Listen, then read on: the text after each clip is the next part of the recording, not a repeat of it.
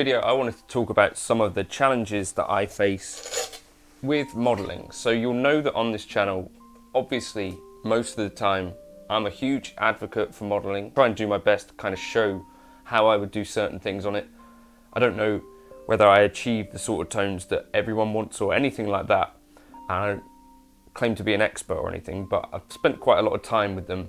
And I just wanted to share the things that still I find really challenging about basically all modelers, and how it can be annoying when you're gigging with them for various reasons. Now, none of this is specific to Line 6 or anything like that. It seems to be, to me, that the experience of gigging with a modeler as opposed to an amp is generally kind of similar. The very first thing that I find most irritating about the Helix, well, not the Helix actually, but the HX Stomp, Fractal FM3, various Boss things and stuff, is that the global EQ settings are hidden from you. So it's not clear when you've got that on or off. And that to me is a huge potentially issue, because you don't realize you've had that thing on for months. For instance, if you're me, unless you're on the Helix, it's got a little indicator, but you could have an aggressive cut in the mids. So this is what I discovered the other day, that I've got a minus 4.7 dB cut in the mids for some reason on this HX Stomp. And you know, that means that when other people have been trying my presets, or when I've carried them across from Helix native to other devices, you know, they're not actually translating particularly accurately. Not that I'd noticed.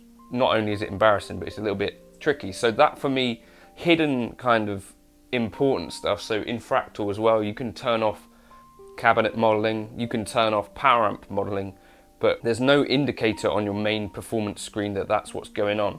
Now, for me, I think I'd like to see some sort of indication on the HX Stomp that you've got a global EQ on, like you do with the Helix, just because that potentially could be a big issue for you. I guess what we can do to combat that is make it part of like a startup checklist. So you say, each time I turn on my HX Stomp, I'm just going to go and check my global EQ settings.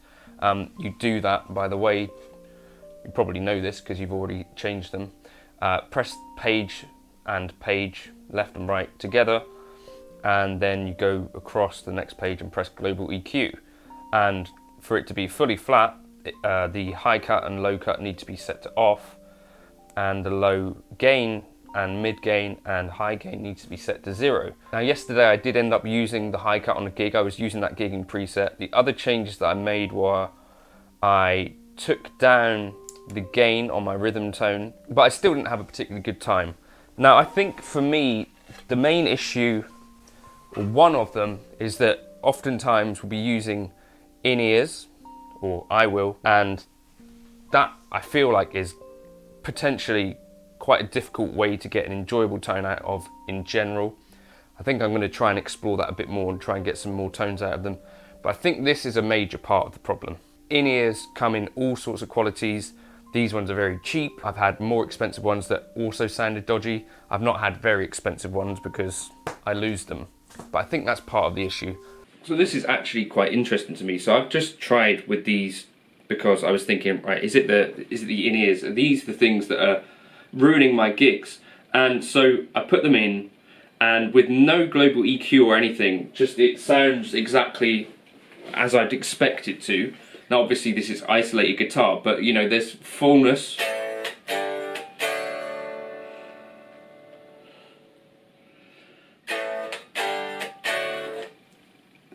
Depending, of course, on, you know, where these are actually situated in my ears, so that once you get a good seal, it sounds pretty good.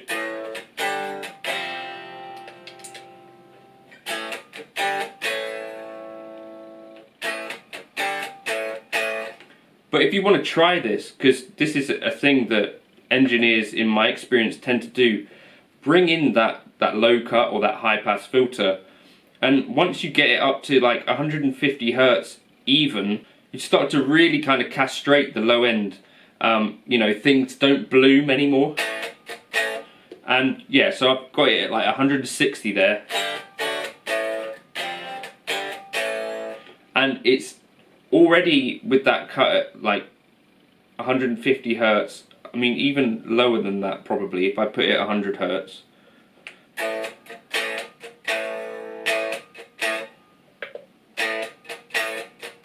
Like 100 hertz is where I start to not notice so much if it's on or off, but beyond that it's starting to really just interfere. Especially, this is a tone which is already, it doesn't have like crazy amounts of low end or anything. A little bit more unexpected. I wasn't expecting it to sound fine in my ears. Basically it sounds as I'd expect, so that's not so much what was going on. So it seems like you do need to really worry about what's going on in the channel strip on the desk that you're plugged into.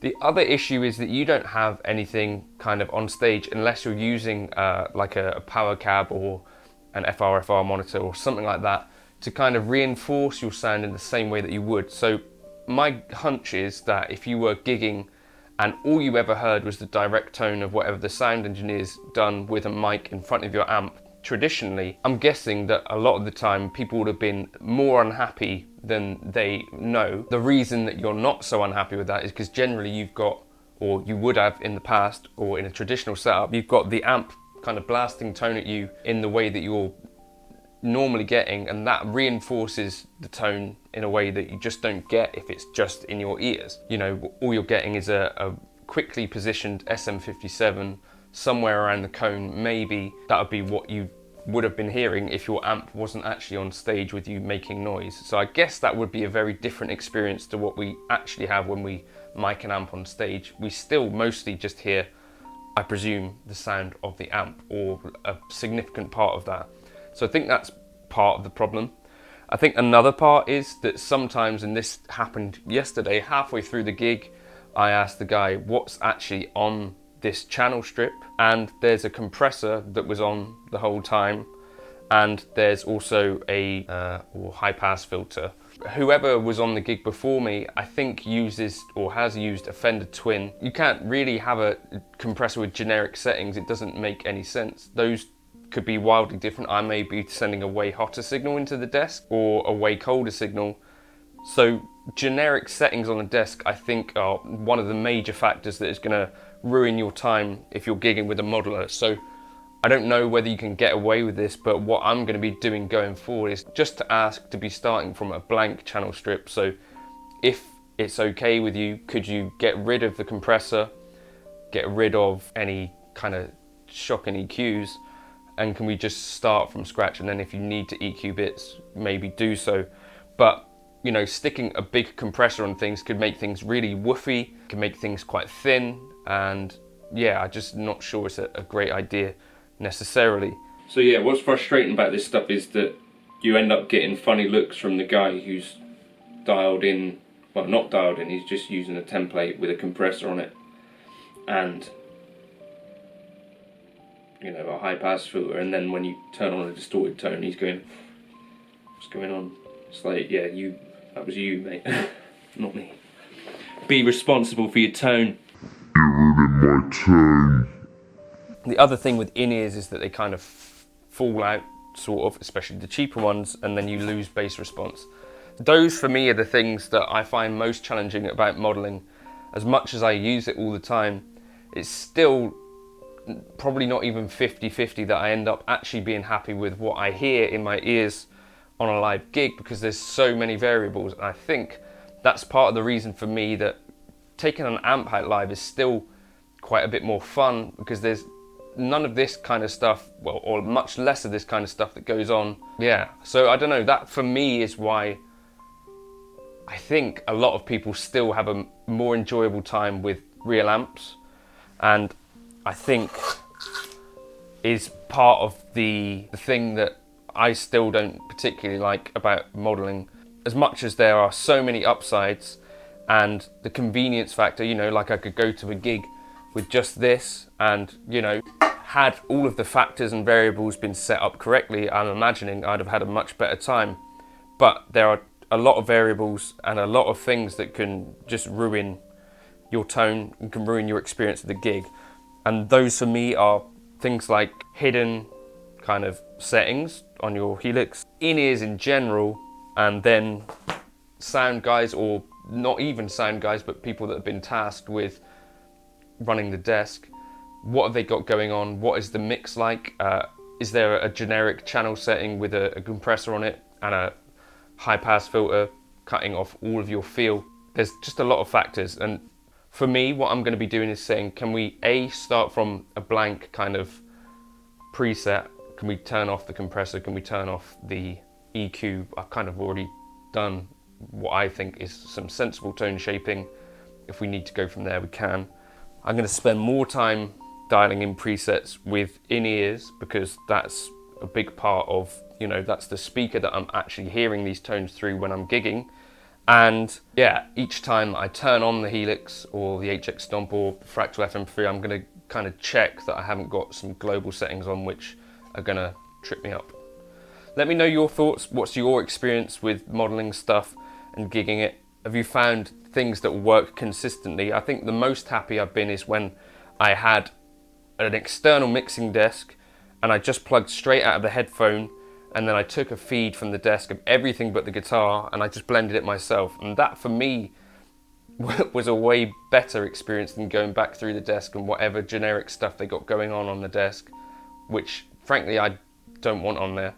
That has been the thing that worked best, or just using a real amp. So let me know what works for you. Let me know if there are elements of this modeling stuff that you kind of hate or just don't get on with at all. And I think those are some of the reasons that people still are going to have a more enjoyable time with a real amp when it's working, when they can, and when they can really get it to a decent volume. I think a real amp still trumps some of this stuff, probably.